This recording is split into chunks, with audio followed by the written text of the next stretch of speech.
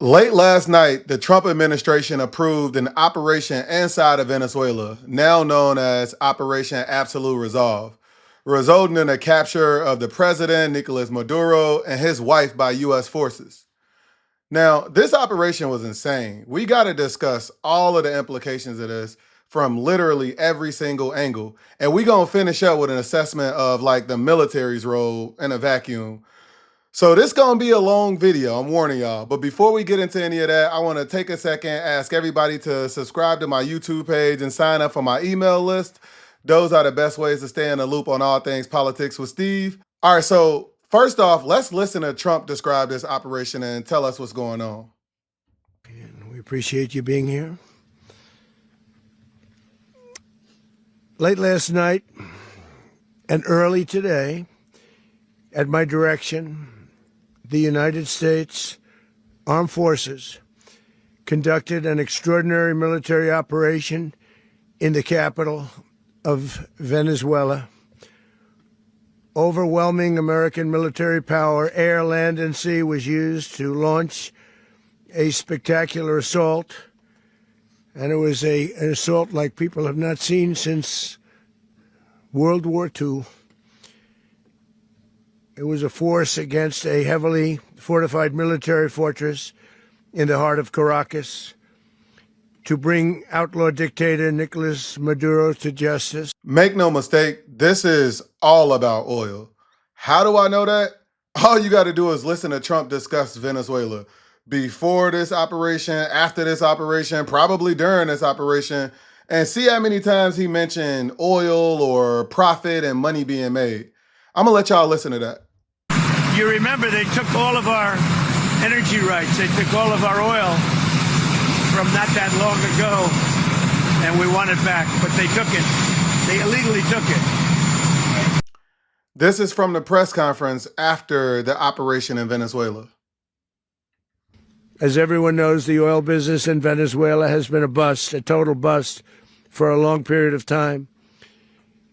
They were pumping almost nothing by comparison to what they could have been pumping and what could have taken place. Why is he so concerned? We're going to have our very large United States oil companies, the biggest anywhere in the world, go in, spend billions of dollars, fix the badly broken infrastructure, the oil infrastructure, and start making money for the country.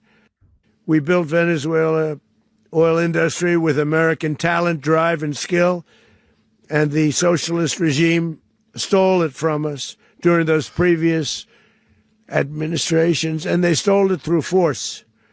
This constituted one of the largest thefts of American property in the history of our country. Considered the largest theft of property in the history of our country. Massive oil infrastructure was taken like we were babies, and we didn't do anything about it. I would have done something about it. So we all just heard that. We heard Trump say equipment will come in and U.S. oil companies will fund that. Take note of all of that. And at the same time, he's bragging about how much oil the U.S. drill. You know, he even coined the phrase drill, baby, drill. But here's the thing. The U.S. produces a lot of oil, but it's sweet crude oil. And we got a need for sour crude oil because, again, that's what all U.S. refineries are meant to handle. That's what they were built for. That is the only type of oil they're able to refine. The oil that we have in the ground in the United States, we ship that to other countries so that they can refine it. Our U.S. oil companies don't have the equipment to refine that type of oil. And Trump is very aware of that. But he also understands that his MAGA base and a majority of the conservative movement strongly oppose the U.S. government being involved in any foreign country situations. I mean, that's why one of Trump's main campaign promises was to start no new wars. In addition, he promised to end U.S. involvement in ongoing foreign matters. And that was popular as fuck with the conservative movement. I mean, they call it American First. You hear them talk about the fact that they don't want the U.S. government being the world police and stuff like that. But here's the thing. Trump does not believe in anything. He'll just say whatever to get elected. During his campaign, he made a promise to oil execs a great deal if they made, I think it was like a $1 billion contribution to his campaign. We just heard in a press conference, he announced like US companies will do X, Y, and Z, bring in equipment and be very involved in, Venezuela. What that means to me is that US oil companies at a high level knew that this was coming. Because how can you, in a press conference right after this, already say that the oil company will be involved? And look, prior to yesterday's operation, everything we heard about this whole drug narrative was literally just to justify this operation with his simple base. He know that just mentioning drugs, they gon' approve of any of this stuff, even when it doesn't make sense, even when the facts don't support what he talking about.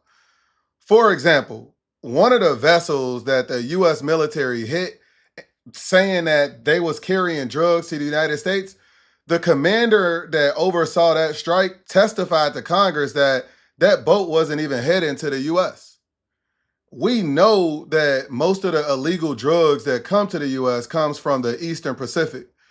So if that's the case, it would make more sense to attack Mexico. But here's the thing. I'm not justifying that an attack on Mexico, obviously. I'm just saying that if this was actually about drugs, that would make more sense. I mean, this is not just me saying it. I want y'all to look at this post from a Republican congresswoman who is literally saying that exact same thing. So she starts off saying she served on a Homeland Security Committee for the past 3 years. What's most important about this is skipping down to the second to last paragraph. She said, Mexican cartels are primarily and overwhelmingly responsible for killing Americans with deadly drugs. If the U.S. military actions and regime change in Venezuela was really about saving American lives from deadly drugs, then why hasn't the Trump administration taken action against Mexican cartels? And that's the exact point that I'm talking about. So again, Trump is just scrambling for justification for what he already wanted to do. I mean, I heard him saying some of everything, saying Venezuela stole land from the United States, which is obviously dumb and just made up. Like, I don't even know where he even get any of that from. And the last thing I'll mention to put this whole drugs argument to bed, Trump literally just pardoned a former Honduran president, Juan Hernandez, who is serving a 45-year prison sentence in the United States for trafficking cocaine to our country. I mean, prosecutors literally accuse him of turning Honduras into a narco state. But he is so concerned with the country of Venezuela sending drugs to the United States. Again, I gotta give credit to this reporter because I'm always knocking legacy media, but they actually asked him about this, and I want to let y'all listen to his response. Explain. You said that Maduro is responsible for drug trafficking. You recently pardoned the former president of Honduras, who was convicted on many drug trafficking. Can you explain how these two situations are different? Well, and would you ever pardon Maduro? I endorsed, as you know, the winning president, the man who won in Honduras. I endorsed the man who won in Chile. I endorsed the man who won in Argentina. And we are doing very well with that whole group. What the man that I pardoned was, if you could equate it to us, he was treated like the Biden administration treated a man named Trump. That didn't work out too well for them. This was a man who was persecuted very unfairly. He was the head of the country. He was persecuted very unfairly. And there are a number of them. And we felt that it was a very unfair situation that happened to him. He's also a party member of the man who won. So obviously the people liked what I did. And one of the reasons that was done is because of the fact that the party in power felt very strongly that that man was treated very badly. I studied it very quickly, and then I studied it in great detail.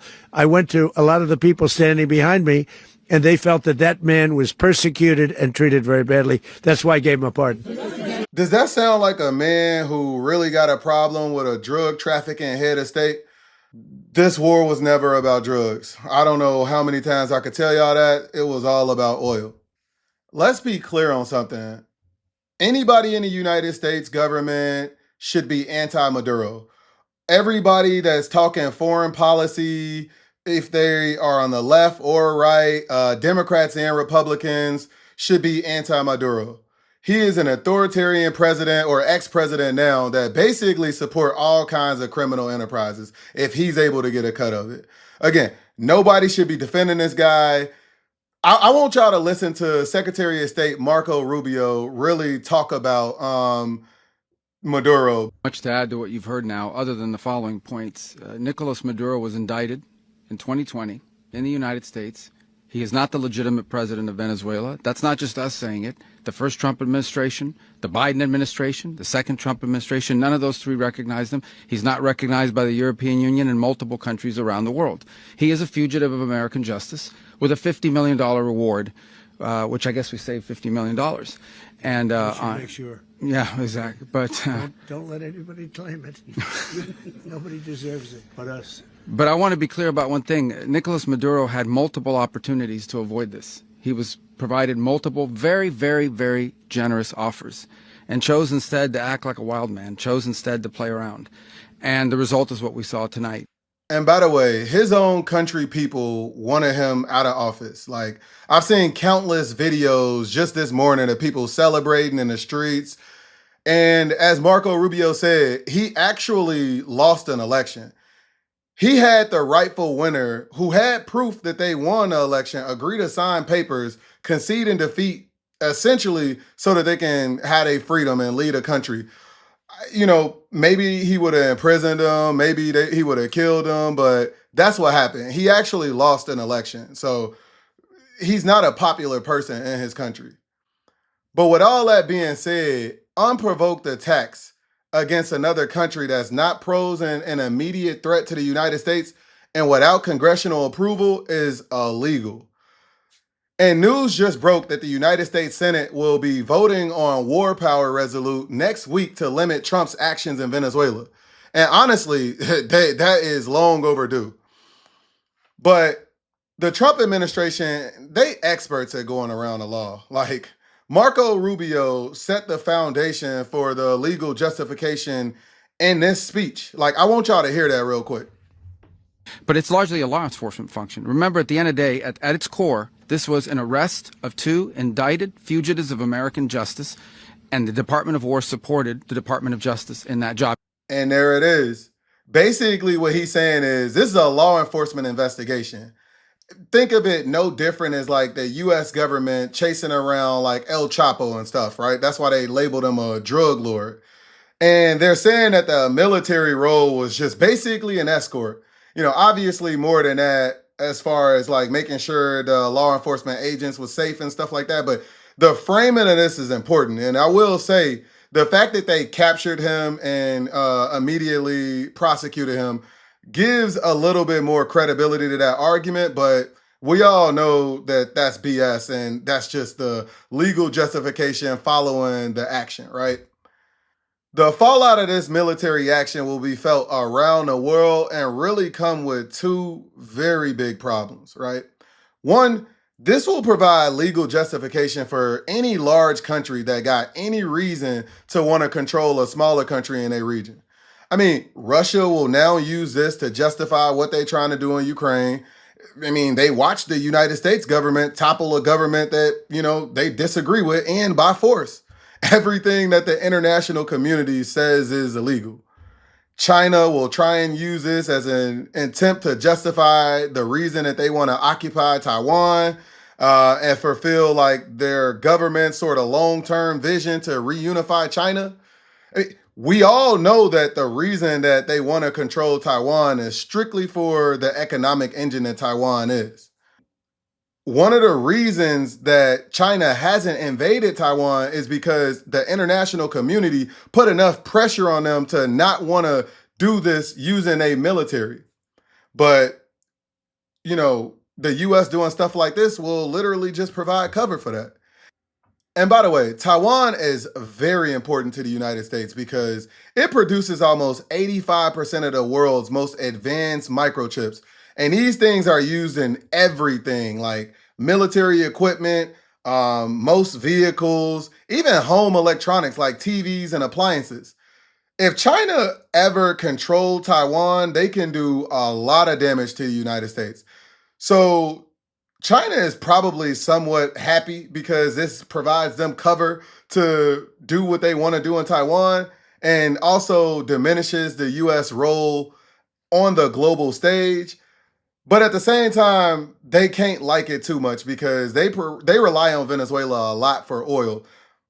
I know Trump is still going to sell China oil. I mean, he's in it for the dollar. So they going to sell that oil. The second reason why something like this is bad is because it creates a situation like what happened when Saddam Hussein and the Afghanistan government was toppled, right? US forces had to stay involved for a very long time because if not, this could lead to civil unrest. It can lead to widespread anarchy throughout the country.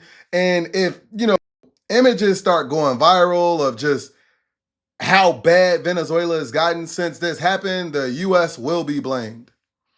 And this is exactly why we've seen Trump say several times, included in that press conference, the US will run things and the people of Venezuela can expect, law and order. They can expect prosperity and just making these people a whole bunch of promises because he understands that it's now his responsibility. And if this turns out bad for the people of Venezuela, I mean, when this turns out bad for the people of Venezuela, because let's be honest, no occupying force of another country ever, bring prosperity. It usually just result in, an exploitation of their resources, mostly for nothing, right? But if this turns out bad for the people of Venezuela, it's going to be bad on Trump. He knows that. If I had to think about a positive from this operation or, maybe a bright spot, I'd say that this will cause other authoritarian governments around the world to, rethink things. Like Trump even mentioned Iran, and I think Marco Rubio mentioned Cuba when he was asked the question.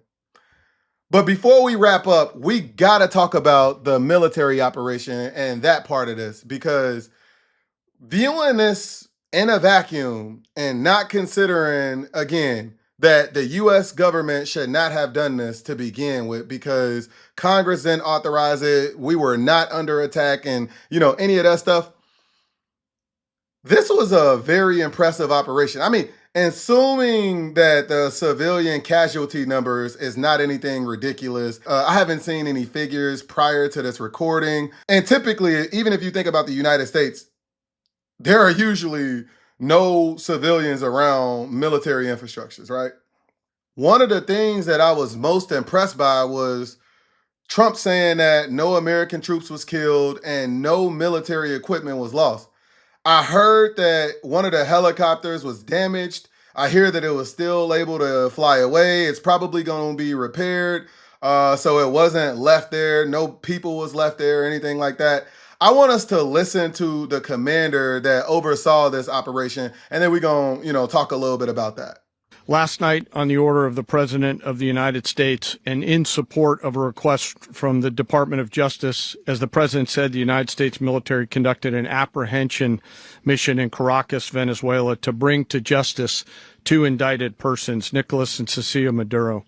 This operation, known as Operation Absolute Resolve, was discreet, precise, and conducted during the darkest hours of January 2nd and was the culmination of months of planning and rehearsal, an operation that, frankly, only the United States military could undertake.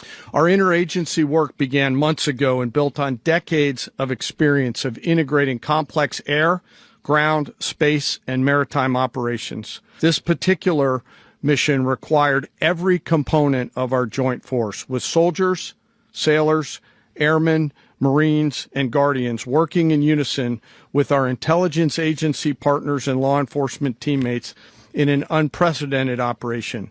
We leveraged our unmatched intelligence capabilities and our years of experience in hunting terrorists. And we could not have done this mission without the incredible work by various intelligence agencies, including the CIA, NSA, and NGA.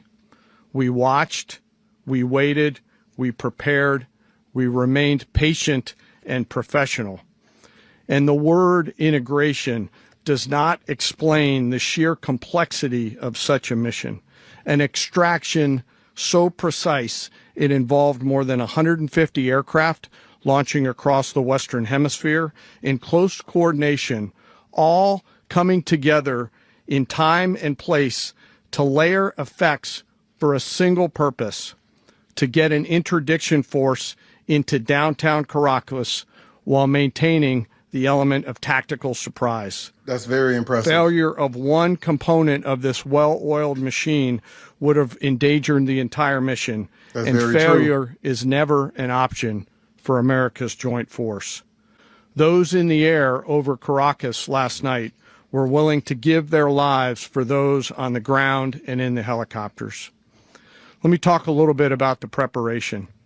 After months of work by our intelligence teammates to find Maduro and understand how he moved, where he lived, where he traveled, what he ate, what he wore, what were his pets, in early December, Impressive. Our force was set pending a series of aligned events. Key was choosing the right day to minimize the potential for civilian harm and maximize the element of surprise, and minimize the harm to the indicted personnel so, as the president said, they could be brought to justice.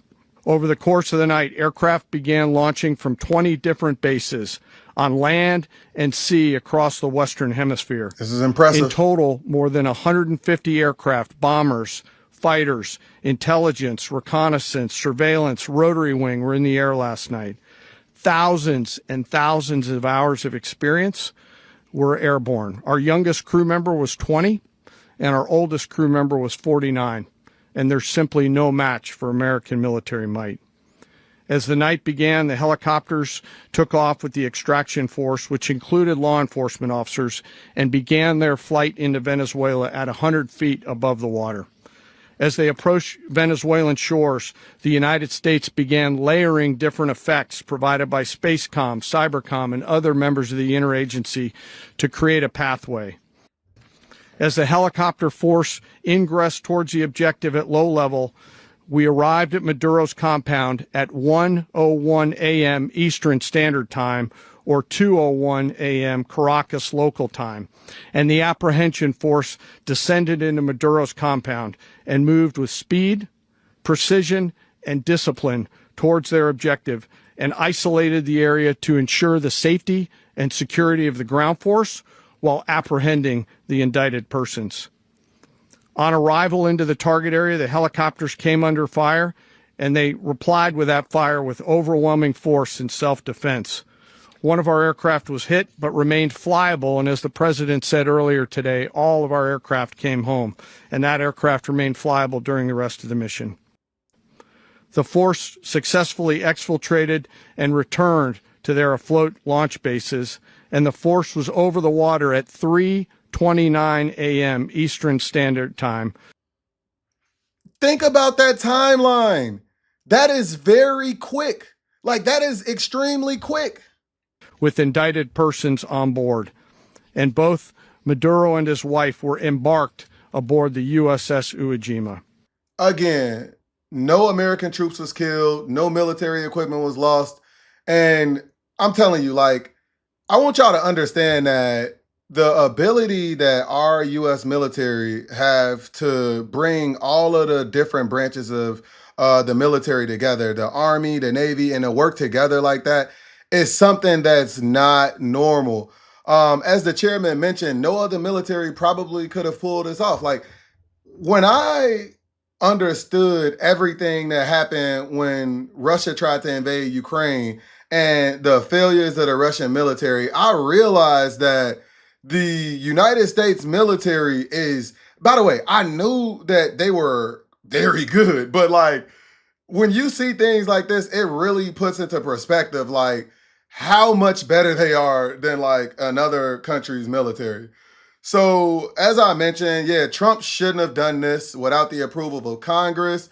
Venezuela was not posing any legitimate threat to the United States, although dude is a brutal authoritarian and a criminal scumbag. You can't just topple governments that you don't like.